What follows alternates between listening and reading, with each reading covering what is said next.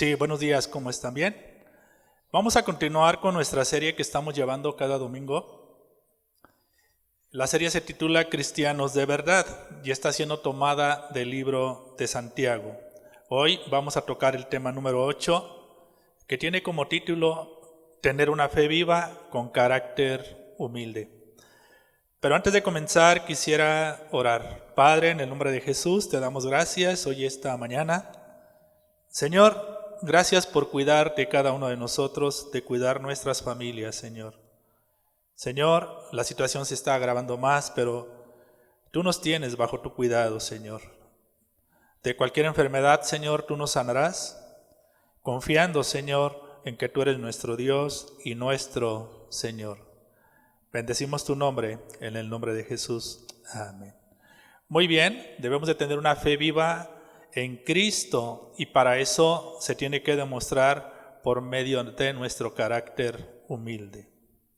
El carácter humilde se tiene que manifestar dentro de la iglesia, así como en todos aquellos lugares donde nos encontremos. Algo que nos tiene que caracterizar como cristianos tiene que ser nuestro carácter. Por lo tanto, debemos de dejar a un lado las contiendas, las envidias, los pleitos y las peleas. Jesús es nuestro mayor ejemplo de humildad en el cual nosotros tenemos que imitar. Y acompáñame por favor a Mateo 11:29. Aquí vamos a conocer y vamos a aprender lo que quiere Jesús de nosotros. Hermanos, el carácter humilde dentro de la iglesia y dentro de la sociedad está en peligro de extinción. Ser humilde es algo que tú y yo tenemos que ejercitar todos los días.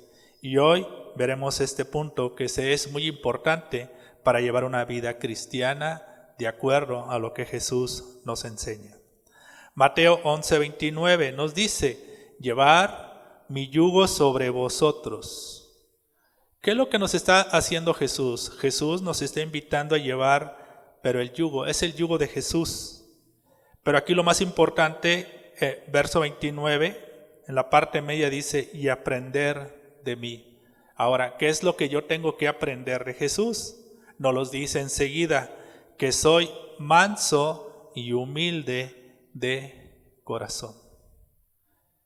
Y luego nos dice, hallaréis descanso para vuestras almas. Jesús, en este capítulo 11, verso 29, nos hace una invitación, invitándonos a llevar un yugo, y el yugo que Él nos está haciendo es que seamos humildes. Y para eso tenemos que acercarnos a Jesús como sus discípulos, sobre todo para poder aprender y estar siempre dispuestos a ser guiados por su yugo, por el cual no siempre recibiremos algo. Los judíos antiguos usaban el yugo para expresar que eran uno con Dios. ¿Recuerdan ustedes la oración de Jesús? Cuando Él oraba al Padre diciendo que así como Él es uno, Él quería o Jesús quiere que seamos uno con Jesús. Y había varios yugos en aquel entonces, el yugo del reino, el yugo de la ley, el yugo de los mandamientos, el yugo del arrepentimiento, el yugo de la fe y el yugo general de Dios. Lo que Jesús nos está diciendo es que nos olvidemos de esos yugos. Jesús nos está invitando a llevar el yugo de Él y aprender de Él. Aunque siempre habrá quien no quiera llevar el yugo que Jesús ofrece. Jesús nos lo está diciendo. El yugo que yo llevo no es un yugo ligero, no es como el de la ley.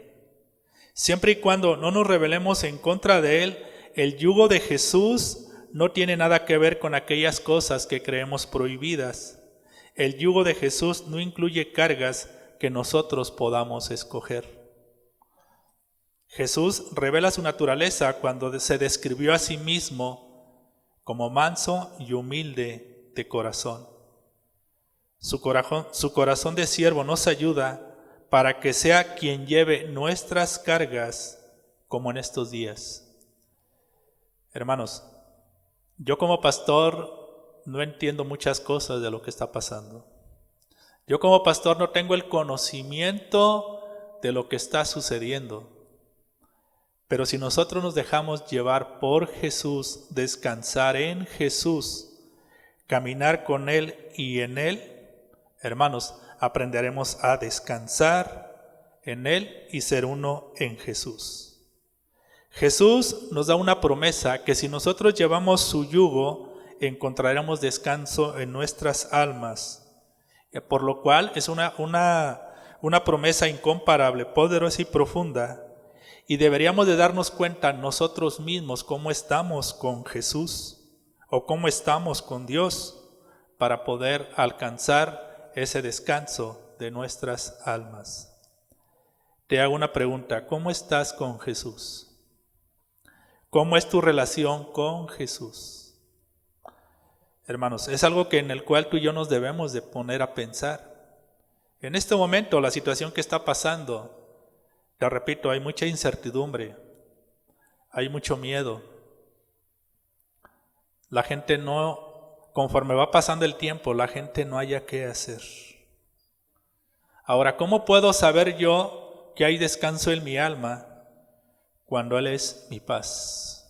Hermanos, cada mañana que tú te levantes, cada mañana que tú despiertes, pídele al Señor que Él sea tu paz.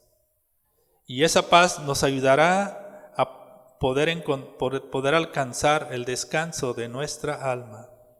Jesús aquí nos está enseñando a ser mansos y humildes. Pareciera ser que ser mansos y humildes, pareciera ser que no está dentro de nuestra vida o nuestro estilo de vida. Hermanos, ese yugo que Jesús nos ofrece no nos debe de incomodar.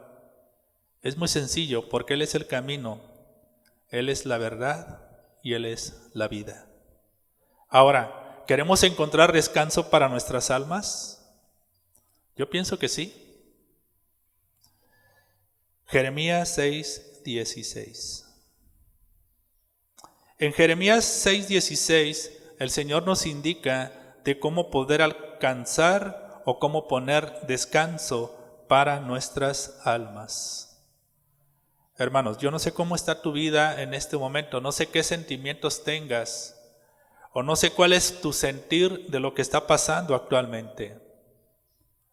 Hermanos, siéntete confiado, siéntete seguro, porque Jesús está con nosotros. Y es una promesa que Él nos hizo. Cuando Él lo dijo, lo mencionó, yo estaré con vosotros hasta el fin del mundo. Entonces, hermanos, nosotros no estamos solos. Simplemente se nos pide que descansemos en Él y que andemos en sus mandamientos y obedezcamos su palabra. Y Jeremías 6:16 nos dice, así dijo Jehová. Algo muy importante que debemos de considerar nosotros. ¿Quién fue quien lo dijo? Lo dijo Jehová. Paraos en los caminos y mirad, y preguntar por las sendas antiguas, cuál sea el buen camino, y andar por él, y hallaréis descanso para vuestras almas. Mas dijeron, no andaremos. Lo que Jeremías está diciendo, esto dice el Señor. O sea, no son palabras de Jeremías, o no eran palabras de Jeremías, eran palabras dichas a Jeremías para que Jeremías las transmitiera al pueblo de Dios. Y lo que le estaba diciendo era, deténganse en el cruce y miren a su alrededor, pregunten por el camino antiguo. Hermanos, actualmente mucha gente, denominaciones o religiones o personas se olvidaron del camino antiguo. Lo que nos está diciendo Jeremías es que nos vayamos por el camino justo y andemos en él. Vayan por esa senda y encontrarán descanso para el alma, pero muchos responden, no, ese no es el camino que queremos. Hermanos, para que nosotros podamos encontrar o alcanzar descanso de nuestra alma por lo que está sucediendo en este momento, tenemos que caminar, tenemos que hacer un alto y caminar por ese camino justo, y debemos de andar con él.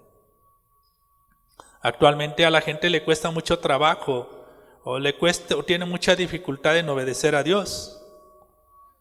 Pero lo que sí sabemos nosotros como creyentes en Dios, que nos tenemos que volver a Dios, a sus mandamientos, a su palabra, al arrepentimiento. Tenemos que hacer un alto para tomar el camino correcto. Hermanos, para poder alcanzar o tener descanso en nuestra alma, debemos de ya no caminar en el camino equivocado. Nosotros, como cristianos, como creyentes, debemos de entender algo. Debemos de entender y debemos de comprender que el único en el cual podemos tener confianza es en Él, es en Dios. En estos días, mucha gente está clamando, mucha gente está orando al Señor, y es bueno la oración, y es bueno que estén clamando. Pero lamentablemente esto sucede cuando viene algo difícil. El clamor, la humillación, la rendición y la oración a Dios es todos los días, no cuando la cosa esté complicada. Y esto me lleva al pasaje que está en uno de los evangelios, cuando 10 leprosos se acercan a Jesús o le gritan a Jesús pidiéndole que los sane. Jesús sana a los 10 leprosos.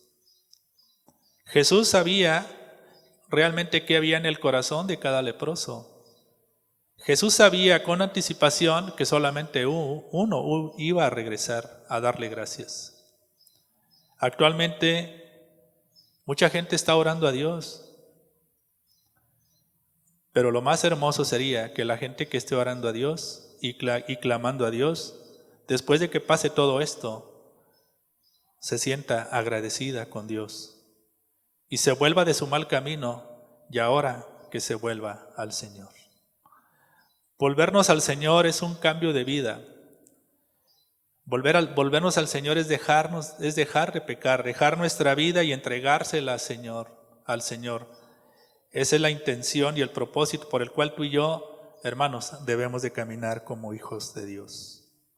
Tener una fe con carácter humilde, tenemos que ser uno en Jesús. Hermanos, esta situación nos está moldeando a la imagen y semejanza de Dios. Por eso es que tenemos que aprender.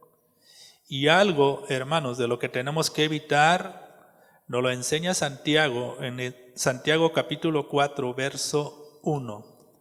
Así que acompáñame por favor a Santiago capítulo 4, verso 1.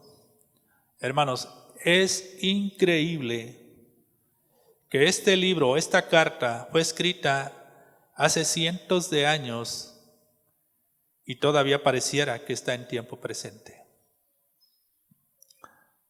O sea, algo que me dejó claro esta carta, cómo es que a la fecha se siguen cometiendo las mismas imprudencias, y esto es dentro de las iglesias cristianas. Santiago 4:1 nos dice: ¿de dónde vienen las guerras y los pleitos entre nosotros? Y Santiago nos está diciendo: ¿no es de vuestras pasiones las cuales combaten en vuestros miembros? ¿De dónde vienen las guerras y los pleitos? No viene del diablo, viene de nosotros mismos. Y Santiago nos explica cómo es esto, verso 2. Codiciáis y no tenéis, matáis y ardéis de envidia, y no podéis alcanzar, combatís y lucháis, pero no tenéis lo que deseáis, porque no pedís. Pedís y no recibís, porque pedís mal, para gastar en vuestros deleites. ¿Por qué los pleitos? Esto es muy común. Es muy común. Quizá nosotros como cristianos tenemos que abrir los ojos. Si somos dentro de la iglesia, o somos de los pacificadores, o somos de los que continuamente estamos buscando con qué pelear. Y aquí Santiago nos explica por qué surge todo esto. Porque no tienen lo que desean y envidian lo que otros tienen. Y son capaces muchas veces de cualquier cosa para destruir la vida de otros. Quien hace todo esto, quien tiene en el corazón la envidia y por lo tanto lleva el pleito con otros, esto habla de una falta de humildad. Hermanos, debemos entender que lo que nosotros hacemos, lo hacemos para el Señor. Y Santiago nos deja claro qué es lo que surge dentro de nosotros o dentro del ser humano o dentro del hombre por el cual siempre tiene que contender. Nos lo acaba de explicar, porque no tienen lo que desean, envidian lo que otros tienen. Una de las cosas que siempre hemos dicho, hemos mencionado es, yo no tengo problema que otros hermanos enseñen. Al contrario, si nosotros podemos ver que un hermano enseña y que Dios le ha dotado de sabiduría y de inteligencia para enseñar a otros, lo que menos podemos evitar nosotros es envidiar lo que él tiene. Lo que debemos de hacer es orar a Dios para que Dios nos dé la misma capacidad. Durante mucho tiempo, y estando en la iglesia, vemos que dentro de los mismos hermanos hay contiendas y hay peleas. Y nunca falta, esto pasa en todas las congregaciones, y nunca falta alguien que diga, no me gustó cómo predica, no me gustó cómo lo hace, no me gustó cómo llevó la enseñanza. Pude ver que fue una enseñanza en la carne. Lo único que se está reflejando de acuerdo a lo que escribe Santiago es que envidia lo que otros tienen. Hermanos, como iglesia debemos de evitar todo esto, porque recuerda que somos templos de Dios, somos templos del Espíritu Santo de Dios. Es muy común que los ministerios siempre haya envidias o siempre haya contiendas. Todo mundo anhela servir al Señor, pero si lo hacen de manera equivocada, siempre van a ser piedra de tropiezo para los demás. Hermanos, cuando tú quieras servir al Señor, hazlo con un corazón humilde. Porque si tú lo quieres hacer para que la gente te vea, simplemente no fuiste llamado. Por eso es que nosotros nos tenemos que analizar cómo estamos delante de Dios, cómo está nuestro corazón delante de Dios. Romanos 11:33. En Romanos 11:33, aquí vamos a entender por qué nosotros hacemos las cosas. Romanos 11:33. Oh profundidad de las riquezas de la sabiduría y de la ciencia de Dios. Cuán insondables son sus juicios e inescrutables sus caminos. ¿Por qué? ¿Quién entendió la mente del Señor o quién fue su consejero? ¿O quién le dio a él primero para que le fuese recompensado? El 36. Porque de él y por él y para él son todas las cosas, a él sea la gloria por los siglos. Amén.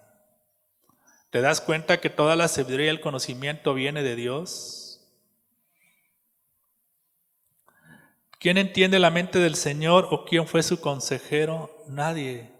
Hermano, lo que tú tienes y lo que yo tengo es para el servicio del Señor, es para el servicio de su obra, no para servirnos a nosotros mismos. ¿Por qué? Porque todo es de Él, por Él y para Él.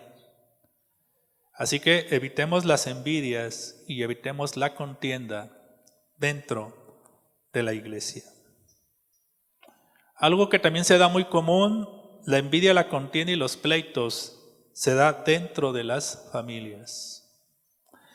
Dentro de las familias es muy común que se peleen entre todos y muchas de las veces surgen por la envidia del que tiene más o por la envidia de aquel que se siente superior a otros. Hermanos, quita ese pensamiento de tu corazón, quita ese pensamiento de tu mente. Si tú ves que dentro de tu familia a alguien le va bien, clama a Dios y pídele a Dios que sea quien te prospere, pero no tengamos envidia de otros por lo que tienen. Algo muy común son los bienes materiales, que porque tiene una casa, un coche o tiene propiedades, Estamos siempre anhelando lo que otros tienen, cuando el Señor nos está diciendo, ¿por qué no me pides? Hermanos, tenemos que hacer un cambio en nuestra actitud y un cambio en nuestro corazón. Si tú anhelas algo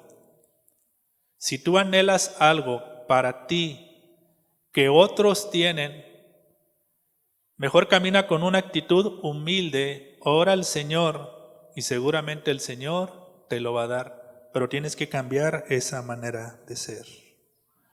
Sin embargo, no tienen lo que desean, como te decía, porque no se lo piden a Dios. No lo reciben porque lo piden de la forma incorrecta, solamente desean para sus propios deleites.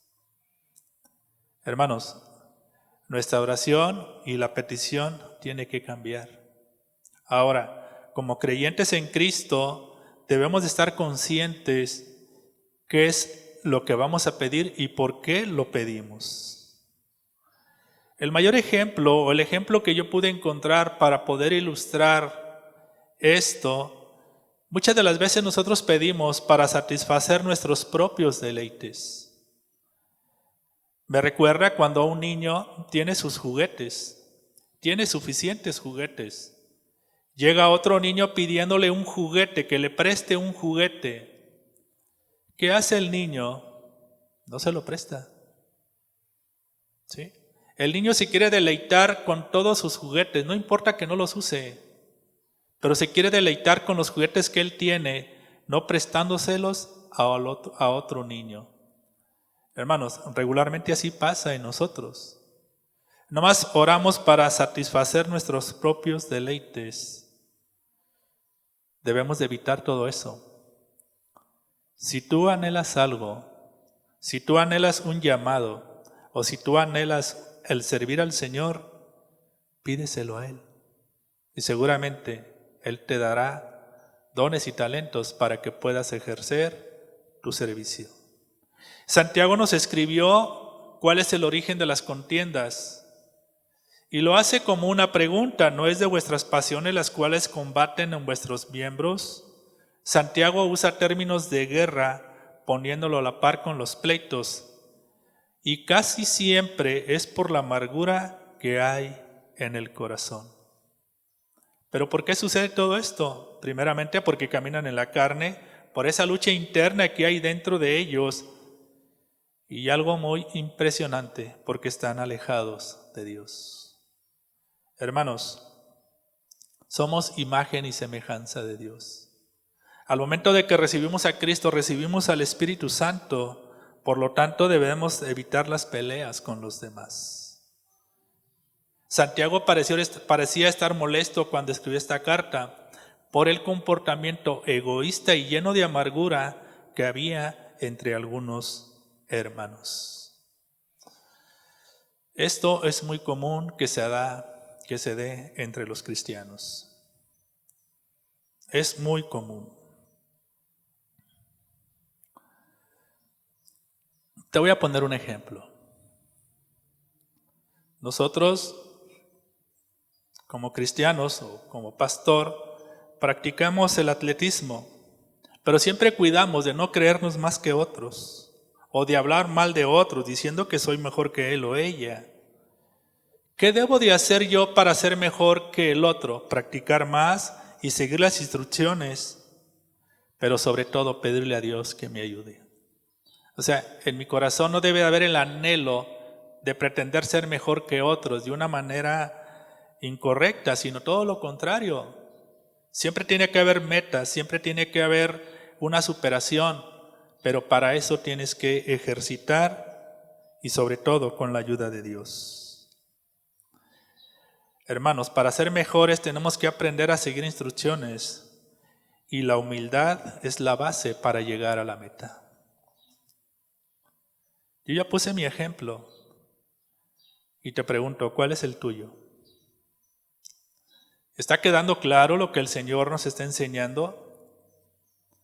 ¿Qué error hemos cometido cuando nos sentimos más que otros teniendo envidia hacia los demás?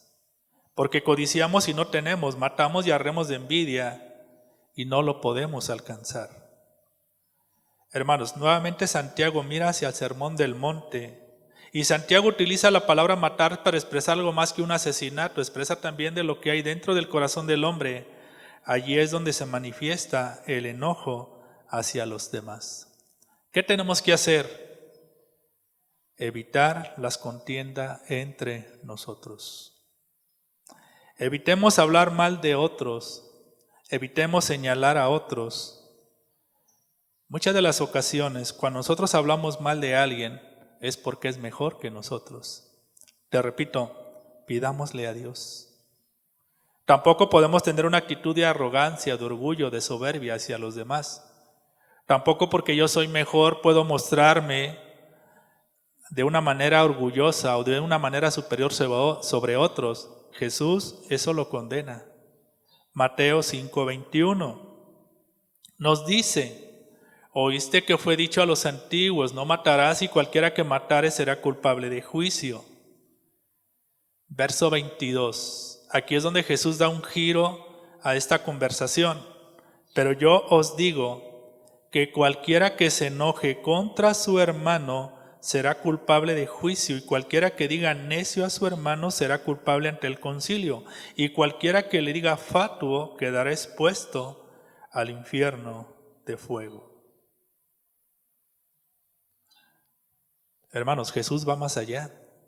Y si Jesús es nuestro maestro, por lo tanto tenemos que obedecerle. Oíste que fue dicho. Estas personas no habían estudiado la ley de Moisés por sí mismos, sino lo que tenían era la enseñanza en la ley de los escribas y fariseos. Ellos solo escuchaban a los escribas y fariseos enseñar: no matarás. Pero Jesús va más allá. Cuando fue dicho a los antiguos, ahora, lo que Jesús está diciendo, que no quiere decir que porque es antiguo es verdadero. Hermanos, todos sabemos que una mentira dicha 1000 veces siempre se convierte en una verdad. Jesús demuestra su autoridad y no se confía en palabras dichas de los escribas y maestros.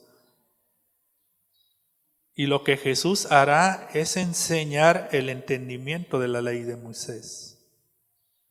Porque Jesús les está diciendo: cualquiera que se enoje contra su hermano será culpable de juicio. Las enseñanzas de los escribas y fariseos, no matarás, era lo suficientemente cierta. Pero Jesús corrige esto diciendo: aquellos que tienen la intención de hacer sentir mal a otros es culpable de juicio.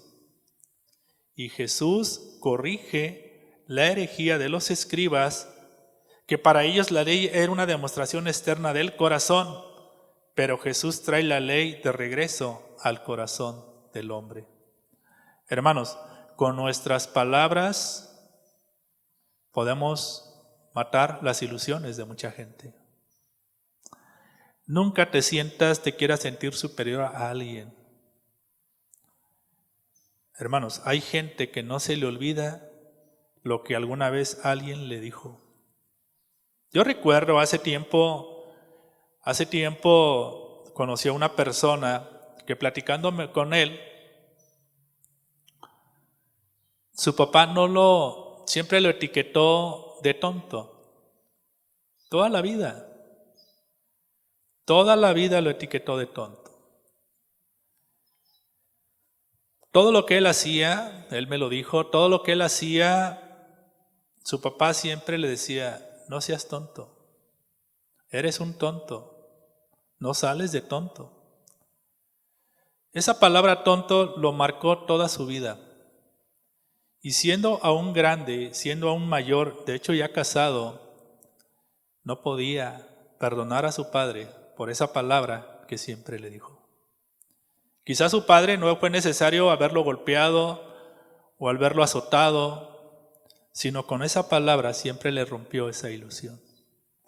Hermanos, Jesús nos pide que corrijamos esa parte en nuestra vida. Hagamos caso de lo que enseña Jesús. Porque cuando nosotros señalamos a uno tonto, es porque nos sentimos superior a él. ¿Cómo empieza esto? El juicio del criminal empieza cuando hay evidencias que fue el autor del crimen. Pero Jesús nos enseña que la ira es tan mala como el asesinato. No pensemos que alguien le ha gritado a otra persona y ya cometió un grave pecado, de ninguna manera. No estamos diciendo eso. Lo que nos está diciendo Jesús es que aprendamos de Él, que seamos mansos y humildes para con los demás. Jesús no está diciendo que la ley condena a ambos, porque el enojo y la ira te pueden llevar a cometer un delito grave. Así que Jesús prohíbe la ira. Veamos por qué. La ira, por lo cual no olvida. ¿Has escuchado a alguien que diga, perdono pero no olvido? ¿Sí? ¿Por qué lo dice? ¿Por qué lo expresa? Porque sigue enojado. La ira se rehúsa a ser pacífica. ¿Has escuchado a alguien que dice, es que no sabes lo que me hizo? Hermanos, la ira casi siempre buscará la venganza. Y es lo que Jesús nos está enseñando. Y Pablo en Efesios 4:26 dice, airaos pero no pequéis, no se ponga el sol sobre vuestro enojo. Y el verso 27 es donde algo muy interesante que escribió Pablo en el verso 27, y no des lugar al diablo. ¿Cuántas veces en tu vida, quizá antes de Cristo y ahora que eres cristiano, antes que creyeras en Cristo y ahora que eres cristiano, cuántas veces te has enojado, pero de tal manera que la persona que te hizo enojar has querido matarla? Por eso es este principio, que nosotros no lleguemos a las guerras o a pleitarse con los demás, hermanos, porque podemos perder el control y podemos llegar a asesinar a otro. Por lo tanto, debemos de cuidar nuestras palabras cuando estamos airados, porque Pablo nos está enseñando, airaos, pero no pequéis.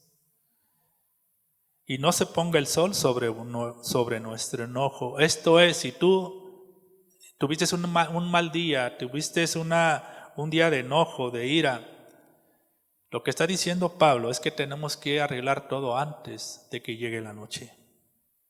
El llamar a alguien necio expresa desprecio por su inteligencia.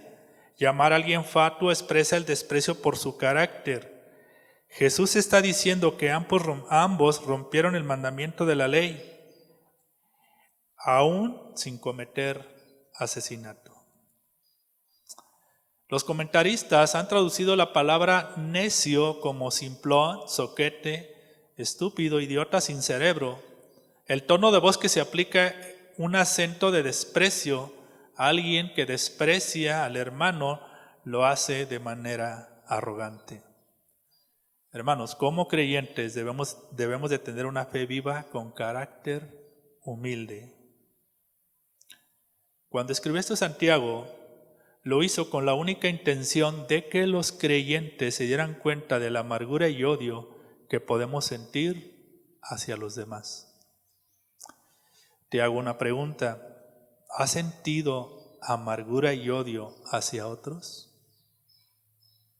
Hermanos, este tiempo es para que nosotros nos pongamos a cuentas con Dios. Santiago utiliza la reprensión por la codicia que hay entre los hermanos en la fe. Santiago capítulo 4, verso 4. Es impresionante cómo leyendo esta carta podemos encontrar muchas maneras o muchas formas de cambiar nuestra vida y nuestra relación con Dios. Hermanos, yo como pastor estoy muy agradecido con Dios de que nos haya puesto en el corazón, de que haya hablado a nuestras vidas para poder enseñar esta carta. Lo hemos dicho con anteriores enseñanzas, dejemos de ser religiosos, vivamos lo que dice la palabra. Y Santiago 4:4, aquí hay una palabra o hay unas palabras que comienza diciendo, oh almas adúlteras. Es impresionante cómo Santiago pone estas palabras, pero sobre todo a quién se las está escribiendo. ¿No sabéis que la amistad del mundo es enemistad contra Dios? Cualquiera pues que quiera ser amigo del mundo se constituye enemigo de Dios. Hermanos, ¿qué es lo que ha pasado? ¿Qué es lo que está escribiendo Santiago? Lo que está escribiendo Santiago es que las cosas del mundo o las actitudes o los pensamientos o la manera de ser de los del mundo esté dentro de la iglesia. Hermanos, eso está pasando y esto es muy delicado para tener una buena relación con Dios. Verso 5, ¿o pensáis que la Escritura dice en vano, el Espíritu que Él ha hecho morar en vosotros nos anhela celosamente? Hermanos, por lo tanto, el Espíritu Santo mora en nosotros, está en nosotros, vive en nosotros. Por eso, dice Santiago, ha sido en vano todo esto. Y Santiago cuando expresa "oh almas adúlteras", de la misma manera que Dios habló en el Antiguo Testamento, cuando su pueblo se extravió siguiendo a los ídolos. Y podemos encontrar, anótale, Jeremías 3, 8 al 9, Ezequiel 6, 9, Ezequiel 16, 32, Ezequiel 23, 37 y Oseas 3, 1. En estos textos que yo te acabo de mencionar, cómo es que el pueblo se extravía siguiendo a otros ídolos. Pero quizá tú me digas, pastor, yo no sigo ídolos. Pero ¿sabías que la avaricia es idolatría? Vamos a Colosenses capítulo 3, verso 5. ¿Por qué anhelar lo que otros tienen? ¿Te das cuenta que cuando alguien anhela lo que otros tienen, es porque su corazón está lleno de avaricia y no se conforma con lo que tiene? Hermanos, la palabra del Señor dice que unos darán fruto al 30, otros al 60 y otros al 100 por uno. Si tú sientes que estás dando fruto al 30, ¿por qué no lo anhelas y que el Señor te dé el 60? Y si tú tienes el 60%, ¿por qué no anhelas que el Señor te dé más todavía? ¿Por qué tenemos que anhelar lo que otros tienen? ¿Por qué tiene que haber avaricia en nosotros de lo que otros tienen? Hermano, debemos ser cuidadosos con lo que Dios nos está enseñando. Y Colosenses 3:5 nos dice, hacer morir pues lo terrenal en vosotros, fornicación, impureza, pasiones desordenadas, malos deseos y avaricia, que es idolatría. Tener todo esto, hermano, es tener amistad con el mundo. Y la imagen que Santiago utiliza diciendo, oh almas adúlteras, es porque Dios es el marido y la iglesia somos la esposa.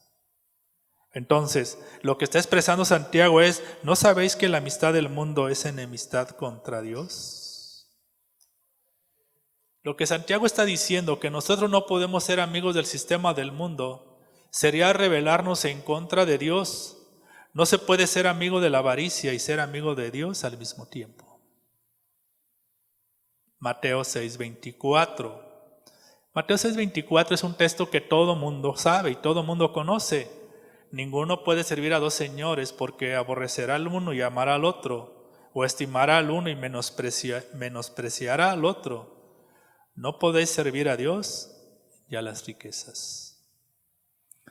El Espíritu que Él ha hecho morar en nosotros nos anhela celosamente. Hermanos, la presencia del Espíritu Santo anhela celosamente nuestra amistad con Dios.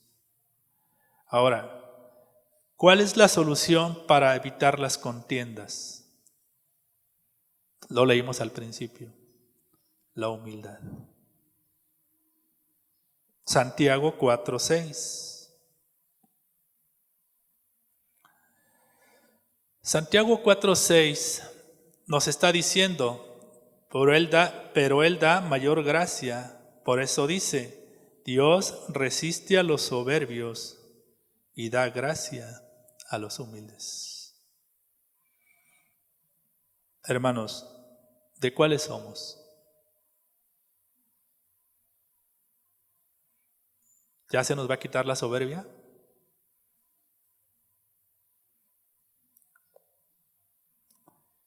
Porque si es así, hermanos, si seguimos caminando en soberbia, seguramente Dios no estará con nosotros. Pero lo más impresionante, dice Santiago, y da gracia a los humildes. ¿Te das cuenta de la humildad te das cuenta de la importancia de la humildad que debe de haber en nosotros? Verso 7. Someteos pues a Dios, resistid al diablo y huirá de vosotros. Verso 8. Acercaos a Dios y Él se acercará a vosotros.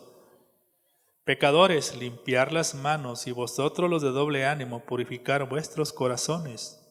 Afligíos y lamentar y llorar, vuestra risa se convierte en lloro y vuestro gozo en tristeza. Verso 10. Hermanos, el verso 10 nos dice, humillaos delante del Señor, ¿y qué va a hacer el Señor? Nos exaltará. Pareciera ser que la palabra humillaos solamente existe en el diccionario, pero no existe en nuestro corazón. Hermanos, tenemos tan cerca su palabra, pero al mismo tiempo tan alejados de Dios. Dios resiste a los soberbios. La gracia y el orgullo son enemigos eternos. Cuando las cosas las hacemos por orgullo, solo serán méritos propios que solo estuvieron en nuestra imaginación.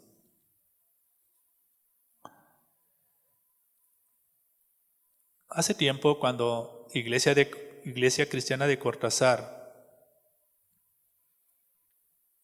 se pusieron los cimientos y las bases para poder ser una iglesia. Para poder ser la iglesia, tuvimos el cuidado que no fuera por méritos propios o que no fuera por iniciativa de nosotros, sino más que nada naciera en el corazón de Dios. Porque si nosotros hubiésemos querido hacer la iglesia en nuestro esfuerzo, seguramente hubiésemos fracasado en muy poco tiempo. Hasta ahorita el Señor nos ha sostenido, porque sabemos que la iglesia es del Señor y Él es el que sostiene la iglesia. Hermanos, tenemos que alcanzar la gracia del Señor siempre y cuando seamos humildes. Ahora, debe de quedar en claro que con la humildad no se gana la gracia de Dios. La humildad apenas nos coloca en la posición de recibir el regalo que gratuitamente nos da el Señor. Cuando seamos humildes, sabremos someternos a Dios. De otra manera será imposible. Hermanos, ojalá podamos entender el tener un carácter humilde en nuestras vidas. Debemos de ejercitarlo, debemos de trabajarlo y debemos de nosotros de pensar realmente cómo estamos delante de Dios. O sea, no le preguntes a los demás cómo te ves como cristiano. Quizá le caigan muy bien y te va a decir te ves muy bien. No, hermanos, tenemos que examinarnos a nosotros mismos si realmente estamos en la fe. Isaías 55:8. Isaías 55:8 nos dice, porque mis pensamientos no son vuestros pensamientos, ni vuestros caminos mis caminos, dijo Jehová. Como son más altos los cielos que la tierra, así son mis caminos, más altos que vuestros caminos, y mis pensamientos más que vuestros pensamientos. ¿Te das cuenta? Hermanos, dejemos de ser nosotros mismos y acerquémonos a Dios. Porque nuestros pensamientos están muy limitados al de Dios. Y cada cosa que nosotros queramos hacer va a ser muy limitada, pero ¿qué tal si las hacemos de la mano de Dios?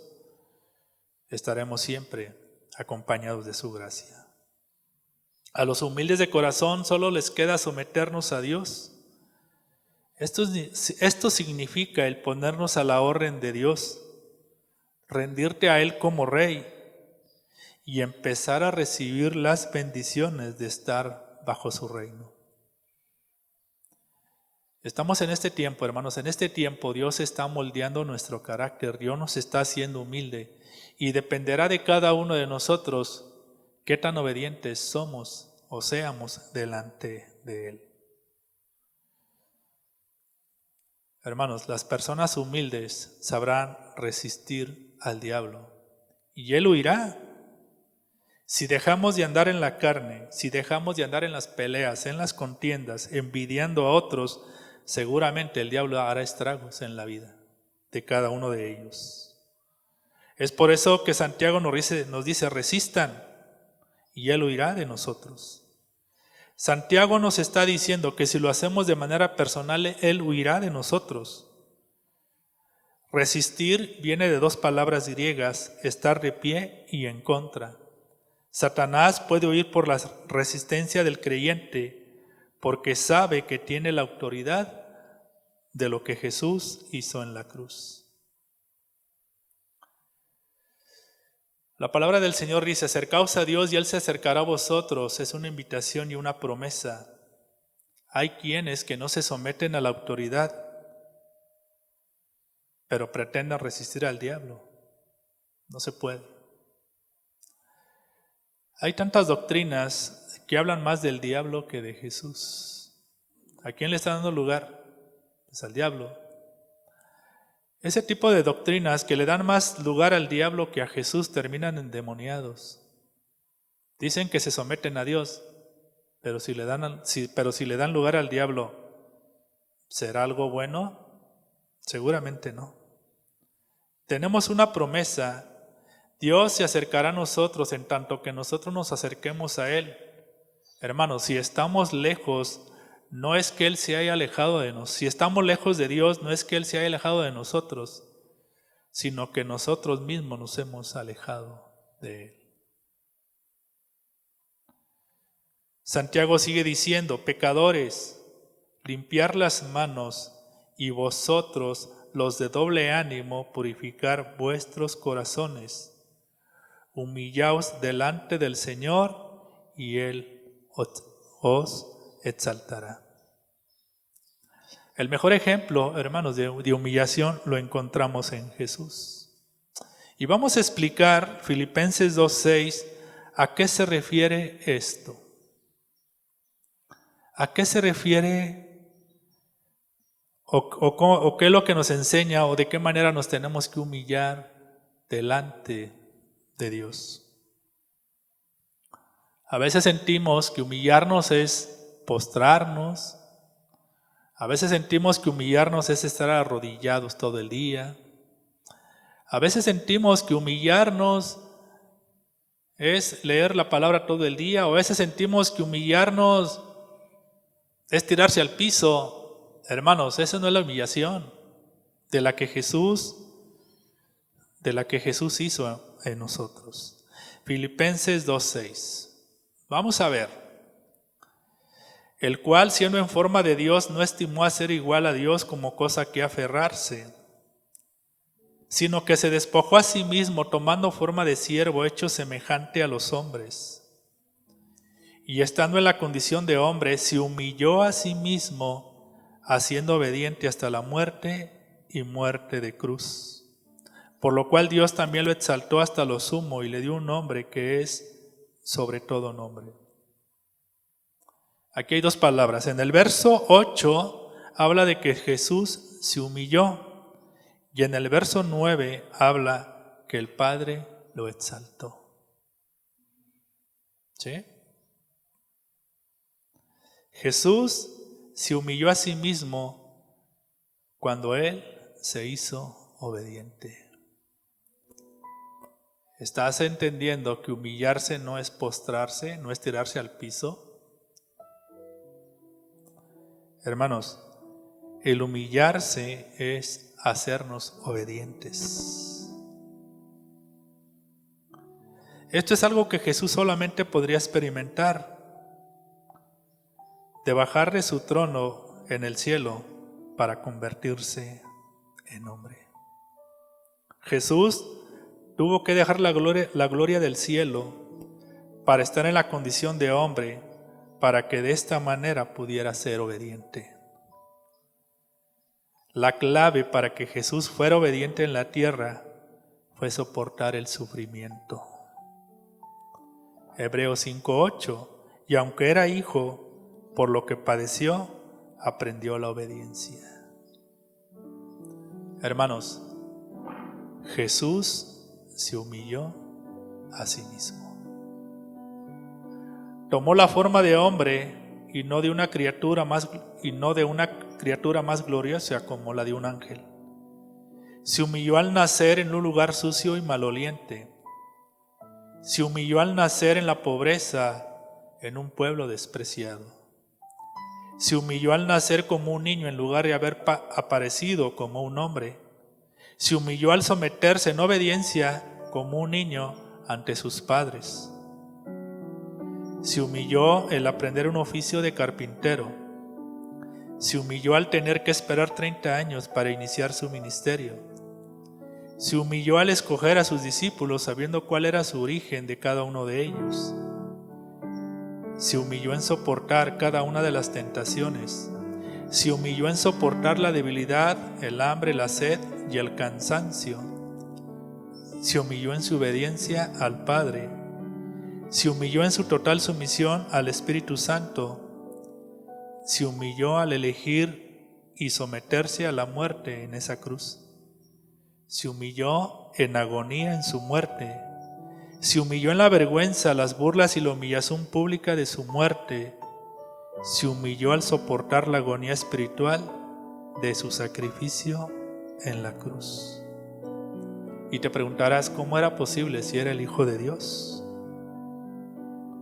Convertido en hombre, pagará por los pecados del mundo, recibiendo esta gran humillación.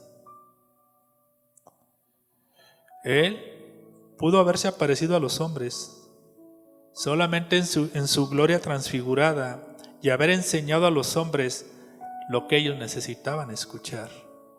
Él pudo haber sufrido por los pecados de los hombres en un lugar escondido de la tierra, lejos de los ojos de los hombres. Pero Él no lo hizo. Él se humilló a sí mismo y lo hizo superando la grandeza de nuestra salvación y de la obra en la cruz. Aprendimos que es humillarse.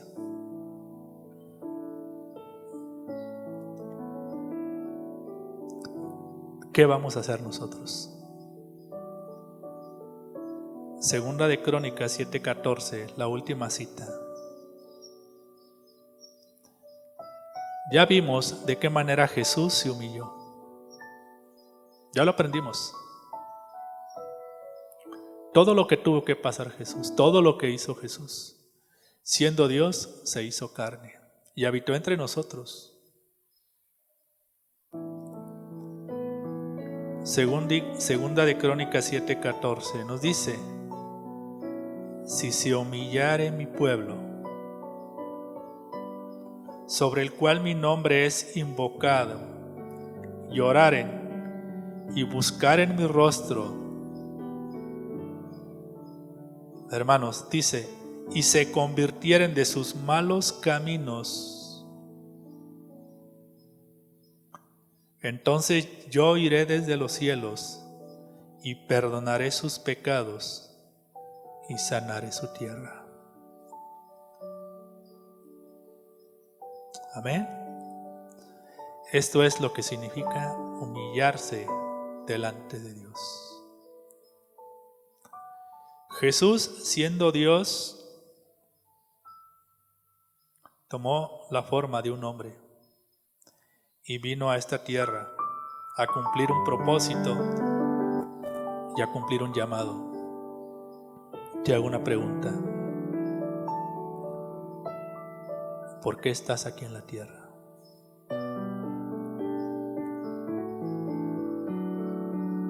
¿Por qué estamos aquí?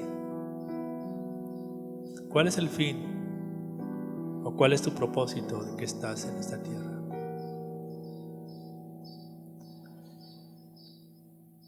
Lo que sí podemos decir, que nos falta humildad.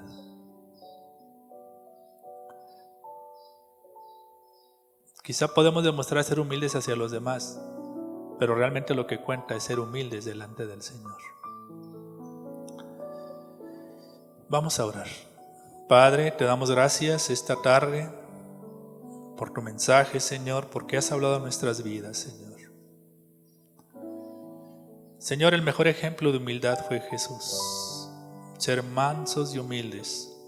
Jesús nos invitó a ser como Él, a caminar como Él.